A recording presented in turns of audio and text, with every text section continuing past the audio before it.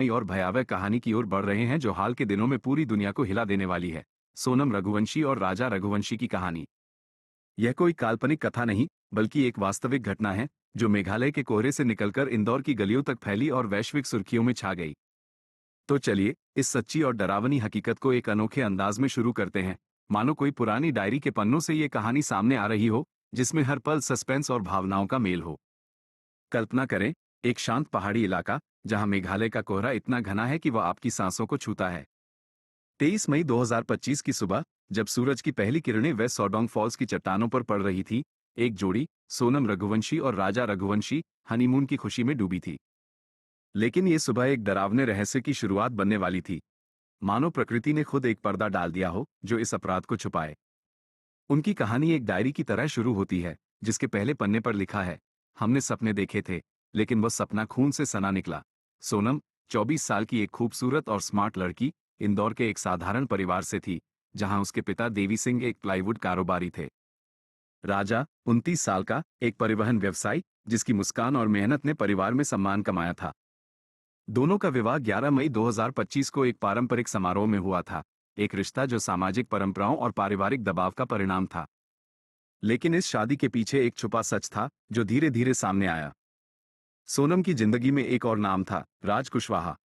20 साल का ये युवक, जो सोनम के पिता के कारोबार में अकाउंटेंट था, उसके दिल के करीब था। पुलिस जांच में पता चला कि सोनम और राज का रिश्ता फरवरी 2025 से शुरू हुआ था, जब राज इंदौर में सोनम के घर के पास रहता था।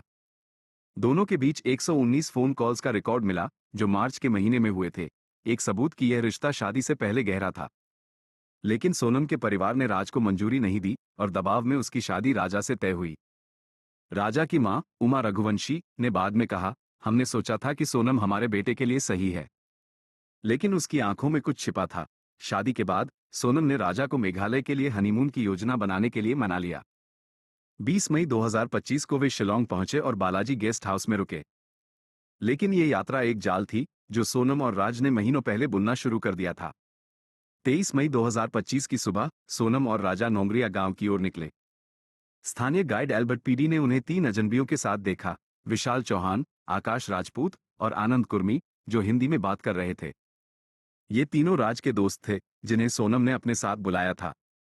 पुलिस के अनुसार सोनम ने इस योजना को फरवरी में ही शुरू कर दिया था। पहला प्लान था कि सोनम को गायब दिखाकर राजा को मार दिया जाए, लेकिन कई असफल प्रयासों के बाद 23 मई को अंतिम वार हुआ। दोपहर 2 बजे से 2:18 बजे के बीच वे सोडोंग फॉल्स के पास एक सुनसान जगह पर सोनम ने इशारा किया। विशाल ने पहले वार से राजा के सिर पर माचेती मारी। राजा चीखा, खून बहने लगा और सोनम वहां से भाग गई। आकाश और आनंद ने भी वार किए और राजा का शव गहरी खाई में फेंक दिया गया। सोनम बाद में लौटी और शव को ठिकाने लगाने में मदद की। उसने अपना खून से सना रेनकोट आकाश को दे दिया, जो बाद में फेंक दिया गया। इसके बाद सोनम ने भागने की योजना बनाई। उसने एक बुर्का पहना, शिलोंग से गुवाहाटी तक टैक्सी ली, फिर सिलीगुड़ी, पटना, लखनऊ होते हुए इंदौर पहुंची। 26 मई से 8 जून तक वह इंदौर में एक किराए के फ्लैट में छिपी रही। इस बीच राजा का शव 2 जून को खाई से बरामद हुआ, जिसकी हालत इतनी खराब थी कि उसे पहचानना मुश्किल था। मेघालय पुलिस ने एक विशेष जांच टीम सिट बनाई, जिसने सीसीटीवी फुटेज, कॉल रिकॉर्ड्स और सबूत जुटाए। 7-8 जून को विशाल, आकाश और आनंद को गिरफ्तार किया गया। 8 जून को सोनम ने उत्तर प्रदेश के गाजीपुर में एक ढाबे से आत्मसमर्पण किया, जहां उसने फोन उधार लेकर अपने भाई गोविंद को कॉल की। पुलिस ने पाया कि सोनम ने राजा की हत्या के लिए 20 लाख रुपए का ऑफर दिया था, जिसमें से 15,000 रुपए तुरंत दिए गए, राजा की जेब से ही। राज कुशवाहा, जो शुरू में भाग गया था, बाद में पकड़ा गया। उसने दावा किया कि वह हत्या में शामिल नहीं होना चाहता था, लेकिन सोनम के दबाव में आ गया। पुलिस ने 2 माचेती बरामद की, जिनमें से एक खून से सनी थी। सोनम ने कबूल किया कि उसने शादी को मजबूरी में स्वीकार किया था और राज से प्यार करती थी। उसने कहा, मैं राजा को मारना नहीं चाहती थी, लेकिन मेरे पास कोई रास्ता नहीं था। राजा के भाई सचिन और विपिन ने सोनम पर गंभीर आरोप लगाए। उमा रघुवंशी बार बार पूछती थी, मेरे बेटे का क्या कसूर था? सोनम के पिता देवी सिंह ने पुलिस पर इल्जाम लगाया कि वे झूठ बोल रहे हैं और सीबीआई जांच की मांग की।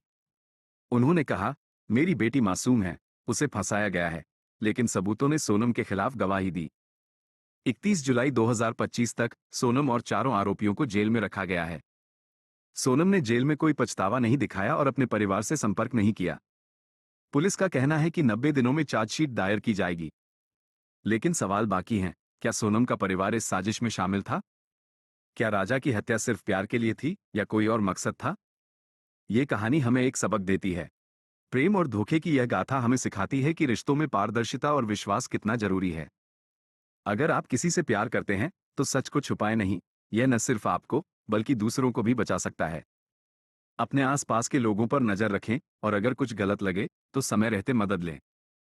समाज को जागरूक होना होगा कि मानसिक दबाव और गलत फैसले कितनी बड़ी त्रासदी ला सकते हैं। क्या आप इस कहानी से कुछ सीखेंगे या ये सिर्फ एक और डरावना किस्सा बनकर रह जाएगा?